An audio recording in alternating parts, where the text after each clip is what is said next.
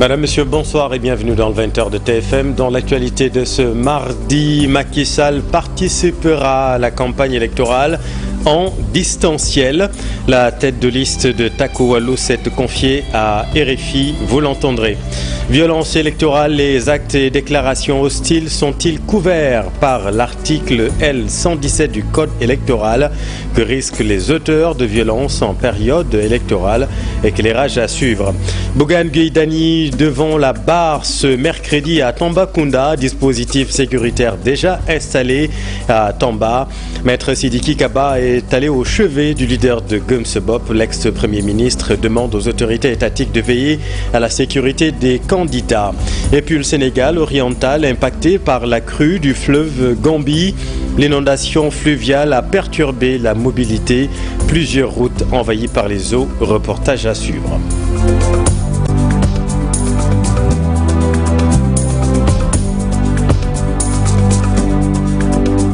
Non, Macky Sall ne sera pas à Dakar ce jeudi. Il participera à la campagne électorale, mais en distanciel. Non, mon retour au Sénégal n'est pas à l'ordre du jour, a-t-il confié à Radio France Internationale du Poulard dans le texte. C'est du Nourouba. L'ancien chef d'État va-t-il rentrer au bercail tout prochainement? Macky Sall sur RFI Fulfulde a laissé entendre que ce n'est pas encore à l'ordre du jour. Vous ne risquez le jeudi? Non, pas du tout. Je ne suis pas encore là. Vous savez, le jour où je devrais être là, ça va être officiel et l'information va sûrement circuler. Hors du pays, Macky Sall estime avoir juste respecté une tradition. Vous savez, quand le président n'est plus au pouvoir, il doit se retirer pour laisser le soin à ses successeurs de bien dérouler. Macky Sall explique son comeback dans l'anderno politique. Mes alliés, mes compagnons m'ont demandé de revenir diriger la liste pour pouvoir soit gagner cette élection, sinon faire partie de ceux qui vont aider le peuple à sortir de la situation difficile à laquelle il fait face aujourd'hui. Parce que cela fait 7 mois que le nouveau régime est là et nous avons peur que si rien n'est fait demain, ça va être difficile, ça va être très chaud. Des cadres de l'APR ont ces derniers temps opté pour la transhumance. Bon nombre d'entre eux ont rejoint le parti PASTEF. L'ancien chef d'État Macky Sall dit n'être nullement surpris et cela ne les gêne pas du tout. Vous savez, moi je ne suis pas surpris et ça ne va pas du tout bousiller mes plans, pas du tout. Ça pourrait peut-être créer une situation de découragement, mais je ne pense pas que cela puisse avoir un quelconque impact sur la marche de nos activités. Au finish, ce sont les citoyens qui vont voter. Ils ont leur carte et ils savent pour qui voter. Pour le reste, je n'ai pas de commentaire à faire. Sur RFI Fulfulde, l'ancien chef d'État Macky Sall s'est aussi prononcé sur les crues du fleuve Sénégal. Le nouveau régime doit s'atteler à mettre en place un plan de riposte bien efficace au soutien Macky Sall. Ondiarama Seydou, et parlons de la violence électorale du quartier général de la coalition Samsa Kadou. Il n'en reste qu'une carcasse d'immeubles. La justice s'est saisie de l'affaire, mais comment éviter la radicalisation après ces faits graves? Ces actes gravissimes et les déclarations hostiles entendues sont-ils couverts par l'article L117 du Code électoral? Éclairage Pafarnik.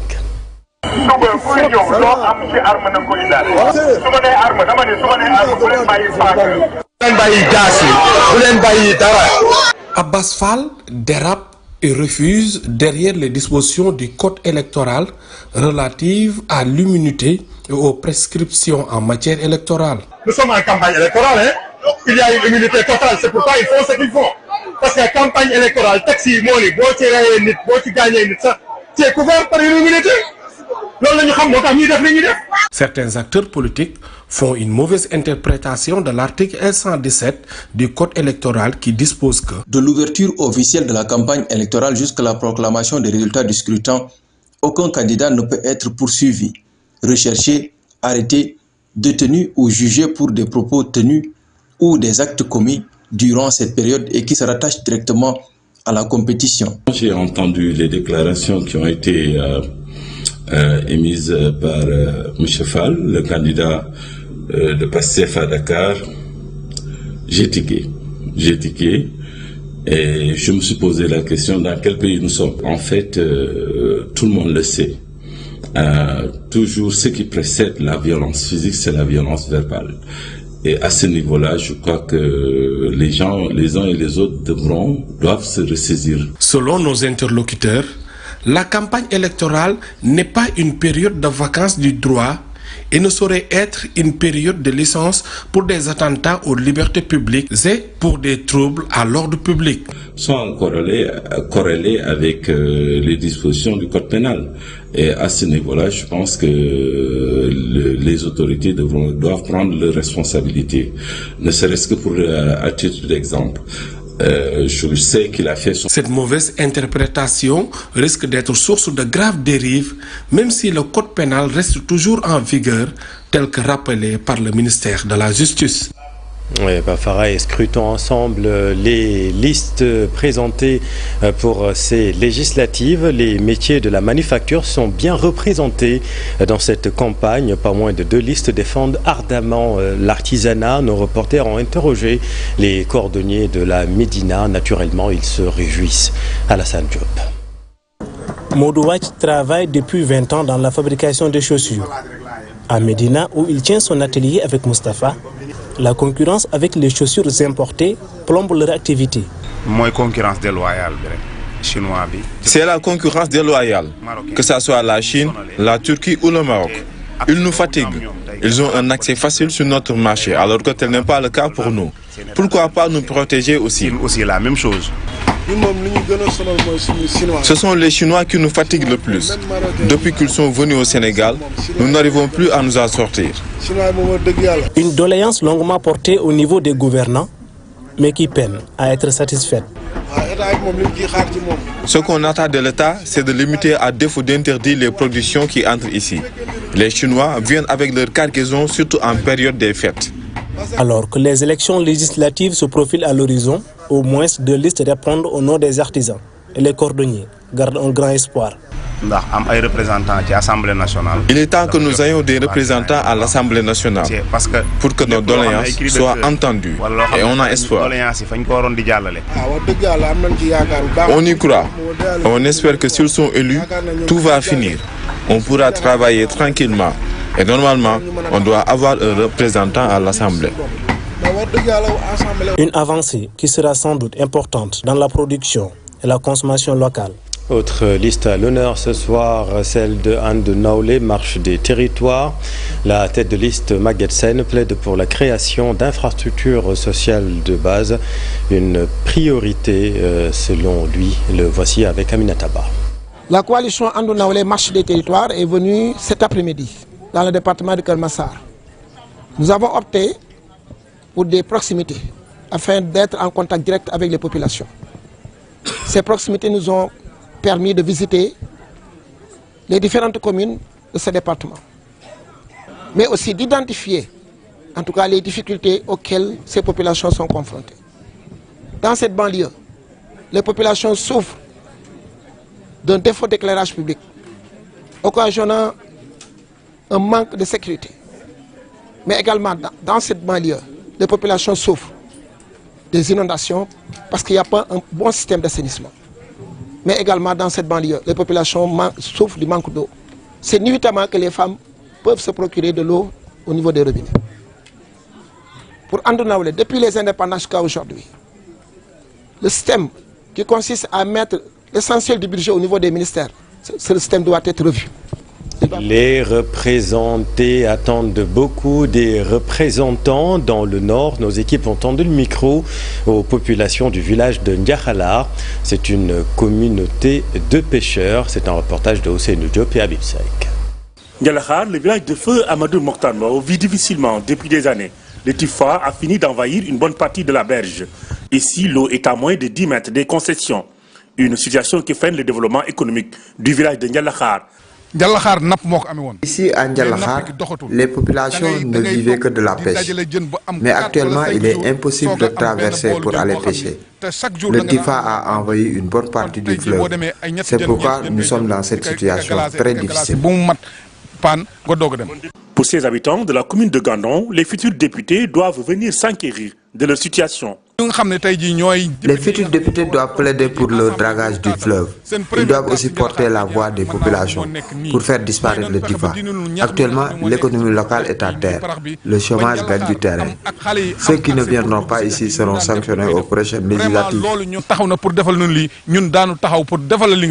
Les femmes de Ndialakhar ne sont plus actives. À Ndialakhar, le chômage des jeunes devient inquiétant. Ici, beaucoup d'enfants sont malades. Nous ne parvenons plus à trouver de produits halieutiques à transformer. Avant, notre activité marchait bien. Mais le problème, c'est qu'une fois les élections terminées, les élus nous oublient vite. On ne peut plus travailler. L'eau est partout. Les enfants sont malades. Et ils vivent difficilement. Ces populations comptent mettre sur la table des futurs parlementaires beaucoup de doléances pour développer leur localité. D'où est originaire le premier Africain président de l'UNESCO, Amadou Mokhtar Mbow. Reportage de Ousseynou Diop au village de Ndialakhar, c'est dans le nord du Sénégal. Et intéressons-nous maintenant à la répartition du nombre de sièges de députés par région, 10 à 18 entre Dakar, Thiès et Diourbel, des régions clés comme vous le savez, 3 pour Kédougou. En ce qui concerne les sièges des Sénégalais de l'extérieur, l'Afrique de l'Ouest et du Centre se taille la part du lion. Le point avec Dissa Préra. Sur les 7 371 890 Sénégalais inscrits sur les listes électorales, Dakar se taille la part du lion. Dans la capitale sénégalaise, ils sont 1 829 821 à y figurer. Dakar a 7 députés, Pikine en a 5, Guédiawaye en a 2, Rufisque en a 2, Keur Massar aussi a 2 députés. Après Dakar, c'est la région de Thiès qui vient en deuxième position avec 10 députés. 4 pour Mbour, 4 pour Thiès, département, et 2 pour le département de Tivaouane. Diourbel vient en troisième position. La capitale du Baol totalise 9 députés répartis entre Mbacké 5 députés, Diourbel 2 députés et Bambey 2 députés. Avec ces 4 départements, la région de Tambacounda compte 7 députés. Département de Tamba 2, Bakel 2, Koumpentoum 2 députés et 1 député pour Goudiri. Ensuite, nous avons Saint-Louis, Kolda et Louga. Ces 3 régions comptent chacune 6 députés à raison de 2 pour chacun de leurs 3 départements. Il y a aussi la région de Kaffrine. Le département du même nom en a 2. Malem Hodar et Birkelane ont chacun 2 députés. Quant à la région de Matam, elle compte 5 députés, dont 2 pour le département, 2 autres pour Kanel et 1 député pour Ranérou Ferlo. Dans le Sine Saloum, Kaolack, Guinguinéo et Nioro se partagent 5 députés et ce dernier en a un seul. Idem pour Fatick, Foundiougne et Gossas. Ensuite vient Kédougou avec ses 3 députés répartis entre le département de Saraya, de Salémata et de Kédougou. Il y a aussi la région de Ziguinchor qui dispose de 5 députés, 2 pour Bignona, 2 pour le département de Ziguinchor et 1 député pour Oussouye. Pour les 15 sièges de la diaspora, la répartition se présente comme suit. Afrique du Nord, 1 député, Afrique de l'Ouest, 3 députés, Afrique du Centre, 2 députés, Afrique australe, 1 député, Afrique de l'Ouest, du Centre et du Nord, 3 députés, Europe du Sud, 3 députés, Amérique Océanie, 1 député et enfin Asie Océanie, 1 député. Merci Dissa. Dans l'actualité également, le procès de Bougane Gueye Dany ce mercredi à Tambacounda au tribunal où, comme vous le voyez sur ces images, le dispositif sécuritaire est en train d'être installé. Un dispositif pour accueillir le procès de Bougane Gueye Dany poursuivi pour rébellion, outrage à agent et refus d'obtempérer. L'ancien Premier ministre Sidiki Kaba était justement à son chevet à la prison de Tambacounda. Maître Sidiki Kaba demande aux autorités de mieux encadrer, de respecter le droit des candidats. Voici Maître Sidiki Kaba. J'ai trouvé d'abord Bougane Gueye Dany dans une forme et une sérénité qui m'ont rassuré. J'ai vu qu'il a de la courage, qu'il a du courage, qu'il a de la force et qu'il a la volonté de lutter pour qu'il sorte de cette situation qui lui a été imposée.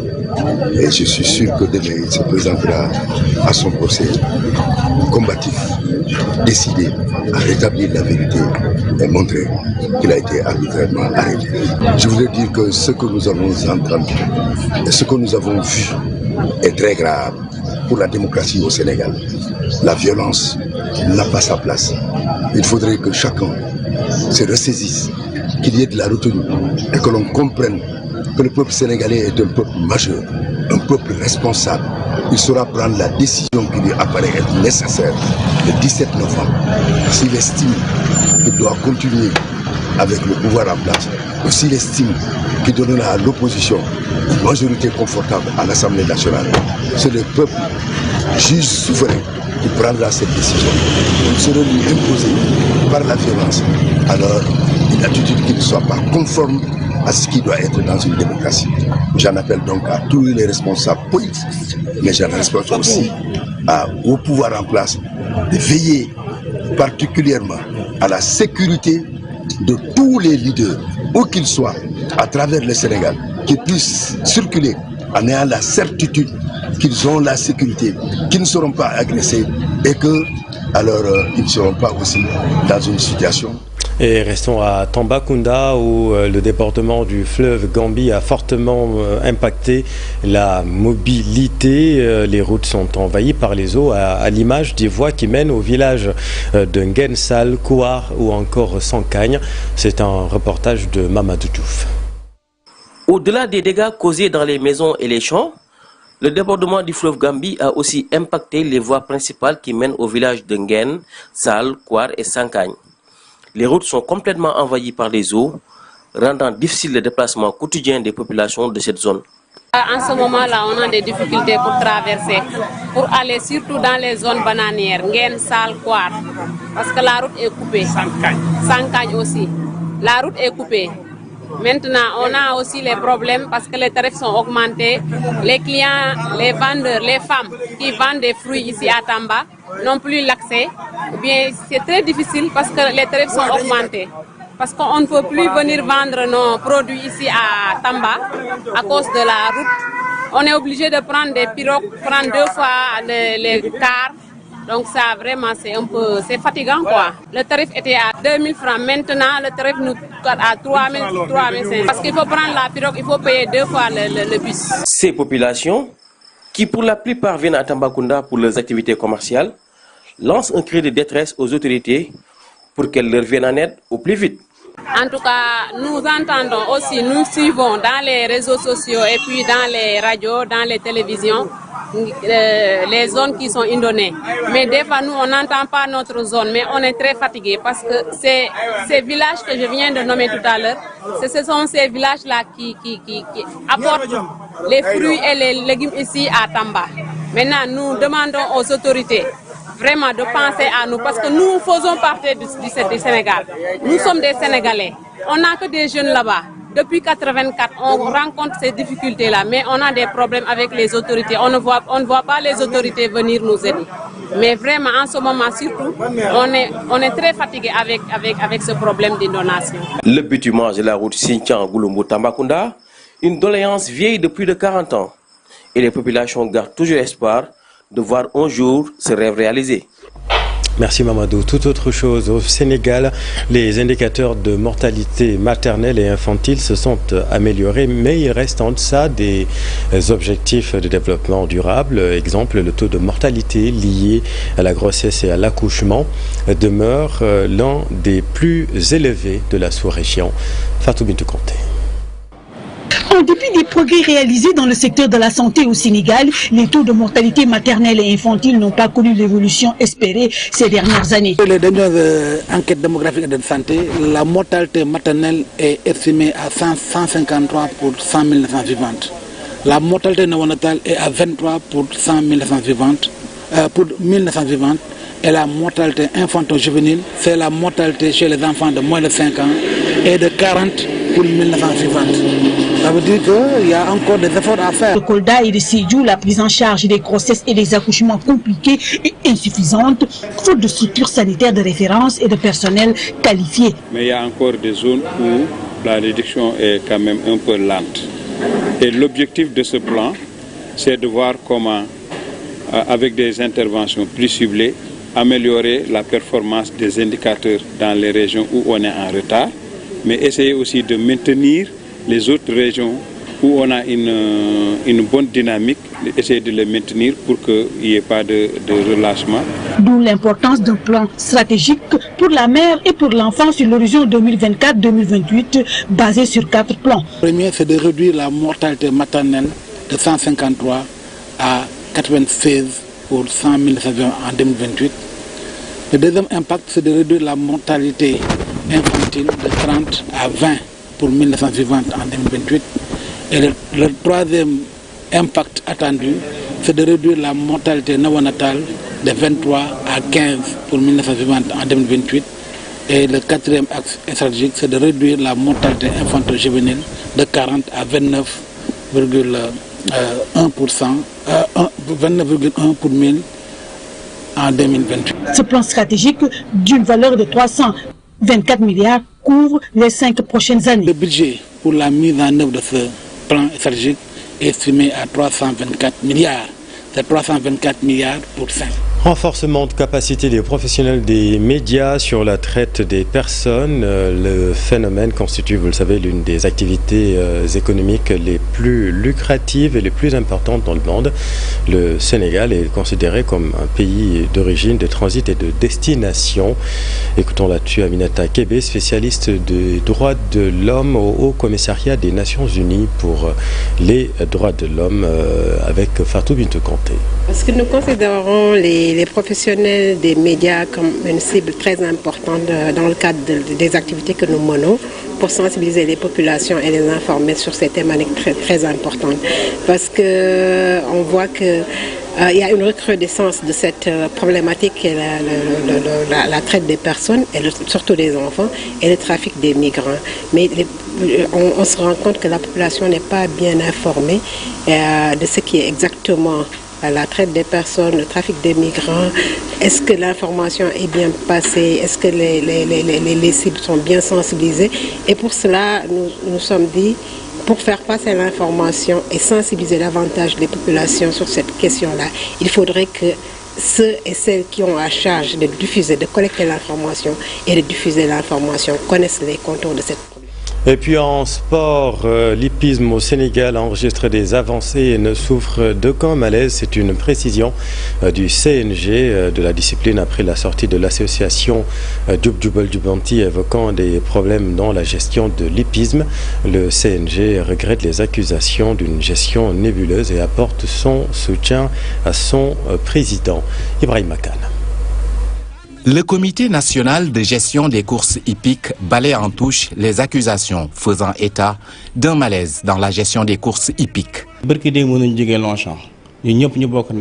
Nous revenons de Longchamp où nous avons pu nouer des partenariats pour le développement de l'hippisme au Sénégal. Le 2 novembre, nous serons au Maroc où le Sénégal va participer pour la première fois au Grand Prix d'Afrique. Nous avons amené 10 jokers en formation et 3 d'entre eux ont été choisis pour participer à ce Grand Prix. En 2023, nous avons organisé 17 journées. En 2024, 26 journées ont été organisées. Concernant le Grand Prix du chef de l'État, le nouveau président a ramené la cagnotte à 20 millions de francs CFA contre 15 millions de francs sous le magistère de feu Cheikh Tidiane Niang. 15 millions la fait bayewoon Lamine Diop tay yóbbu na ko ci 20 millions.